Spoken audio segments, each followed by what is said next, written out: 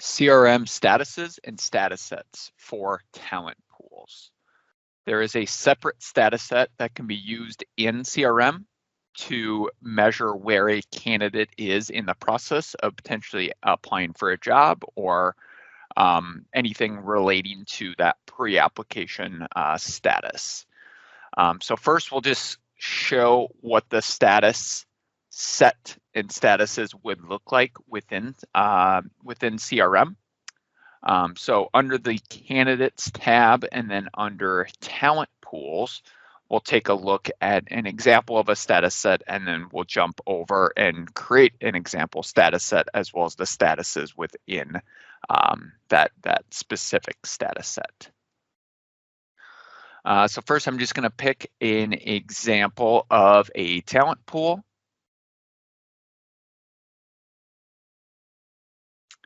And here within the actual talent pool, we can see that we have a candidate status set here. We have some various different statuses of no contact, contacted, hire now, warm, forwarded to requisition, and not actively seeking. So this is an example of a status set and the statuses within that status set. So to create a status and status set, we are going to go out to Manage Data.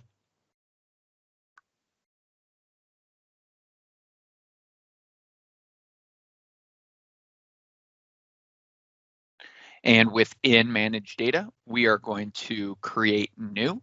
And first, we would create the status set itself. So we are going to create the status set. So I'm going to just type in status set.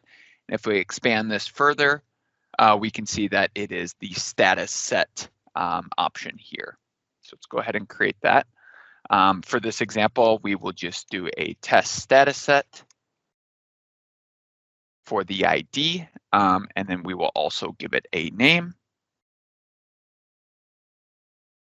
We do have the option to give it a description. For now, that field is not required, so we will not fill that in for now. We'll go ahead and hit save. Now that the status set has been created, we need to create the individual statuses here. So again, under Create New, we are going to select Status. We'll go Candidate Relationship Management Status, which is this option right here. And now here is where we are going to create all of the different statuses that we want for that status set. For the code, and for this example, we'll just go ahead and create 3 examples. We will create one labeled contact. We'll put that as the code as well as the name. Go ahead and save that. And now we'll have to repeat that same action there, and we'll create our next one. So we did contact, and now we'll do reaching out.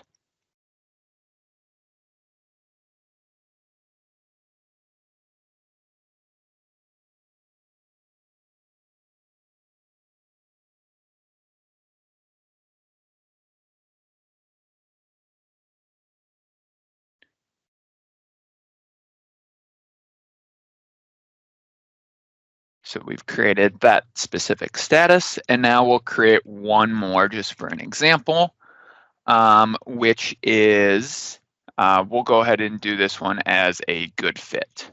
Good fit.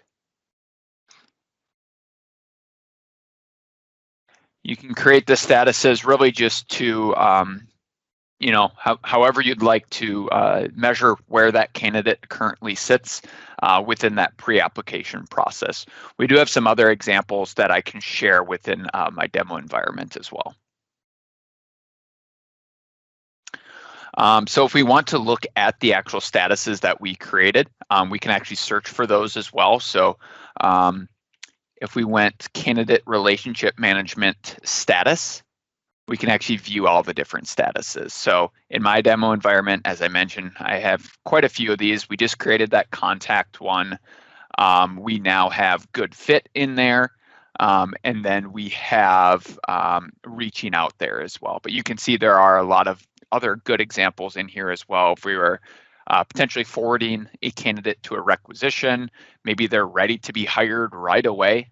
They're a super great candidate that can be placed in the hire status right away. We could have that option there. If we're screening those candidates, maybe they're a warm lead, not actively seeking a position, not a good fit, any of those options right there. So we have created the statuses. Now what we need to do, we've created the statuses as well as the status set. Now what we need to do is actually map those statuses to that status set that we created. So we are actually going to create a new status map. So again, that same action before, candidate relationship management, and you see again there's the three options of status set, status, and now we have the map option. So we're going to go ahead and click the map. We are mapping to that status set that we just created, which was the test status set. Now we need to pick the individual statuses that will appear on this status set. So we had contact, we'll put that as our first one. Typically, it is recommended for the order. We could do 1, 2, 3 as our order of statuses. This is basically the order of what they appear within the status set. It's recommended, though, to include those as a 2-digit number, just in case if you were to add in an additional status at some point in the future, you could go back and kind of plug that status in the middle of 2. So say, for example, we put this one as 10, and then our next one was 20, but then later on we wanted a new status in between contact and reaching out. We could put that one as 11 or 15, and then that way it would be right in the middle of those two as a way to kind of push that in if need be.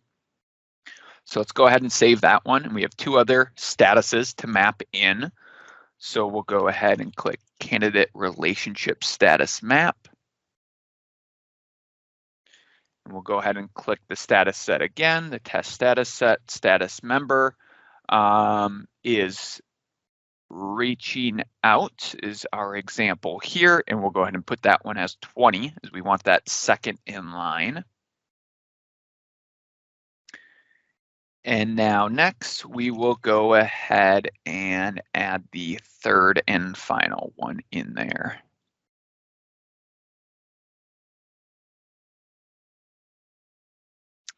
Of good fit. And we'll put that as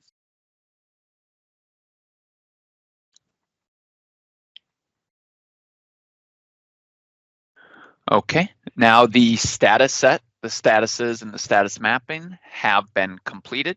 So we can go back into our talent pools and check and see if the status set and statuses are appearing there.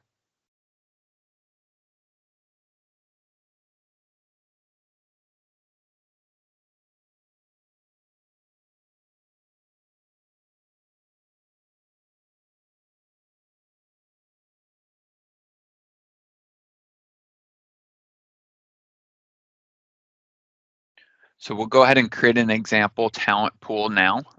We'll just label this one as new status set example. Now what we can do is we can associate the status set here. So we have the test status set that we created. You can see that that's now appearing. And there is a default candidate status that you need to identify. Basically, the default status that the candidate is placed into when they are added to a talent pool. So we'll go ahead and put the first status in this option of contact for this example. We'll go ahead and hit save. This talent pool has now been created, and the status set has been associated to that talent pool. So we'll go ahead and check and see what that status set looks like.